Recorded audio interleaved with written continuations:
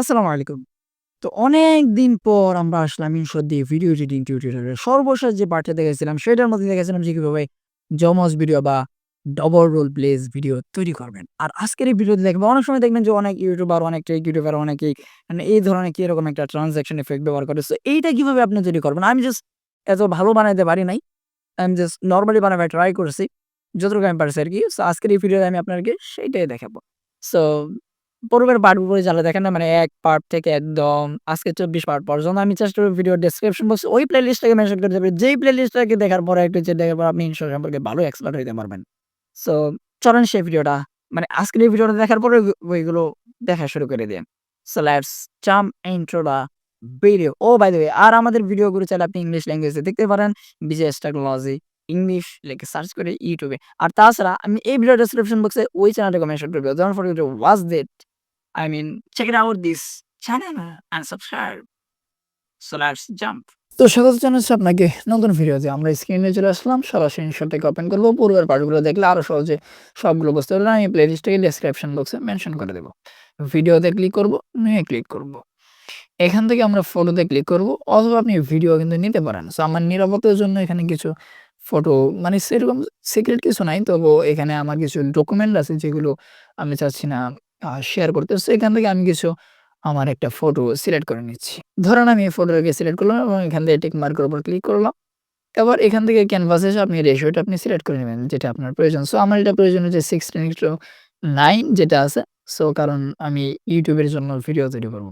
এখানে ইনশটের লোগোটা এটা পূর্বের ভিডিওগুলো দেখলে রিমুভ করতে পারবেন। তো আমি আর ১ম থেকে কিছু বলছি না এখানে দেখে বুঝে নেন। আর তাছাড়া ওই ভিডিওটা দেখতে পারেন। তো ইনশটের ওয়াটারমার্কটা রিমুভ হয়ে গেছে। এবার এখানে যে আপনার যতটুকু প্রয়োজন ততটুকু আপনি এটা কাটছাঁট করে রেখে নিবেন। সো আমার এটা ধরেন এতটুক হইলে আপাতত আমি ৫ সেকেন্ডের মতো রাখছি বা এরকমই ৩ সেকেন্ড ৪ সেকেন্ডের মতো রাখলাম। এবার আপনি পিআইপি তে আসতে পারেন অথবা স্টিকার থেকে এড করতে পারেন। সো আমি সরাসরি স্টিকার থেকেই নিবো। এখান থেকে নিলে সহজ হবে। এখান থেকে স্টিকারের উপর ক্লিক করবেন। এখান থেকে ফটোর উপর ক্লিক করবেন। এখান থেকে আমি ইনশটের যে একটা ফটো আছে ওইটা আমি আগে এটাকে এড করে রাখছিলাম এখানে। সো আপনি যদি ফটো নিতে চান তাহলে আবার এখান থেকে এটাতে ক্লিক করতে পারেন প্লাস আইকন অথবা এখানে কাটআউট এর মধ্যে নিতে পারেন। যদি আপনি আ নন ব্যাকগ্রাউন্ড নিতে চান তাহলে এখান থেকে কাটআউট এর উপর ক্লিক করবেন। আর যদি ব্যাকগ্রাউন্ড সহ নিতে চান তাহলে এখানে ক্লিক করবেন। আর যদি আপনার এটা ব্যাকগ্রাউন্ড অলরেডি রিমুভ থাকে তাহলে এখানে থেকে নিতে পারেন। সো এখানে আমি জাস্ট আমার যে ইনশটের লোগোটা আছে সেটা এখানে এড করব। ওকে? সো এটাকে আমি একটু ছোট বড় করে একটা আ জায়গা অনুপাতে বসায় দিব। আপনার এটাকে যতটুকু ছোট বড় করতে ইচ্ছা হয় ততটুকু আপনি করে নিবেন। সো আমি এতটুকু ছোট করে এখানে বসিয়ে দিলাম। তো এবার আপনি যদি কোনো আ ফটো নিতে চান বা ভিডিও এড করতে চান তাহলে আপনি এখানে ওখান থেকে এসে এখান থেকে পিআইপি থেকে আইসা এখান থেকে আপনি ফটো ভিডিও যেটা আপনার প্রয়োজন সেটা কিন্তু আপনি এখান থেকে নিতে পারবেন। সো ধরেন আমি এখান থেকে একটা আ ভিডিওই নেই। সো ধরেন এটাই নিলাম। সো এইবার ওহ মাই গড! এটা তো আচ্ছা এটা বাদ দেন আমরা অন্য আরেকটা ভিডিও নেই। সো ধরেন এখান থেকে আমি একটা ফটোই নিলাম। এটা আপনি পিআইপি থেকেও নিতে পারবেন, যেকোনো ফটো থেকে নিতে পারবেন। সো ধরেন এখান থেকে আমি এটাই নিলাম। সো নেওয়ার পর আমি এটাকে জাস্ট ছোট বড় করে নিতে পারেন। সো আমার ইংলিশ চ্যানেলের মধ্যে আমি ইংলিশে টিউটোরিয়াল তৈরি করতেছি। ইনশর্ট নিয়ে A to Z আপনি চাইলে আমার ইংলিশ চ্যানেলটিকে দেখে আসতে পারেন। আমি ভিডিও ডেসক্রিপশন বক্সে মেনশন করে নেব। সো তারপর এটা আপনি যেখানে খুশি সেখানে এটাকে বসায় নিবেন। সো এটা বসানো হইলে পরে আপনি এখান থেকে আবারও টিক মার্কের উপর ক্লিক করবেন। এখান থেকে আবার স্টিকার বা একটাতে টেক্সটে আসবেন। এখান থেকে এটাকে ডুডল এখানে আসবেন। এখান থেকে আপনার যেটা প্রয়োজন আপনি সেটা এখান থেকে নিয়ে নিবেন। সো আমি এখান থেকে এইটাই নিয়ে নিচ্ছি। এবার এখান থেকে আপনি যেকোনো কালার নিতে পারেন। আর এটার মধ্যে মাধ্যমে মোটা বা ছোট বড় করে নিতে পারেন। মানে আপনার লেখাটা কিরকম সাইজে হবে বা এটা বেশি দিলে কিরকম মোটা হবে এটা আপনি এখান থেকে সিলেক্ট করে নিতে পারেন। সো আর এটা মানে তো বড় দরকার নেই এতটুকু এনাফ আর এটার মাধ্যমে ভিজিবিলিটিটা কতটুকু ভিজিবল থাকবে। সো এটা আমি ফলে দিয়ে রাখলাম। এবার এখান থেকে আমি একটা কালার সিলেক্ট করি। এখান থেকে আমি এই কালারটাই নিলাম। এইবার এখান থেকে আমি এটাকে ড্র করব। আমি যেভাবে নিতে চাচ্ছি সেভাবে এখান থেকে ড্র করব। ধরেন আমি এটাকে কি কালার নিলাম কিচ্ছুই দিয়ে ভাসে না। আচ্ছা বাদ দেন অন্য একটা কালার নিই আমরা। এখান থেকে সুন্দর করে এই কালারটা প্রবাবলি ভাসবে। এইটাই নিই। হ্যাঁ, এইভাবে আপনি বসায় দিবেন। এখান থেকে টিক মার্কের উপর ক্লিক করবেন। তারপর যদি দেখেন যে আরেকটু বড় করতে হবে তাহলে আপনি একটু বড়-চড় কইরে নিতে পারেন। বা আপনি যেইভাবে খুশি সেভাবে আপনি নিতে পারেন। এখান থেকে এটাকে শেষ পর্যন্ত বসিয়ে দিবেন। এখান থেকে এডিট অপশনে আসবেন। আসার পরে এখান থেকে আপনি এইটাকে সিলেক্ট করে দিবেন এবং এটাকে ফোল্ড করে দেবেন। ওকে? এখান থেকে আউট অ্যানিমেশনটা আপনি চাইলে বন্ধও করতে পারেন, নাও করতে পারেন। সো আমি বন্ধ করব না। বন্ধ হলে এটা সুন্দর দেখা যাবে না। টিক মার্কে ক্লিক করব। এখান থেকে এক্সপোর্ট এ ক্লিক করে এটাকে প্রথমত সেভ করে নেব। তো এটা সেভ হয়ে যাওয়ার পর এখান থেকে আমরা নিউ এর উপর ক্লিক করব। মানে ক্রিয়েট নিউ, এখান থেকে আমরা ভিডিওতে আসবো এবং আমাদের ভিডিওটা যেটা মাত্র এডিট করলাম সেটাকে সিলেক্ট করে আবারও টিক মার্কে ক্লিক করব।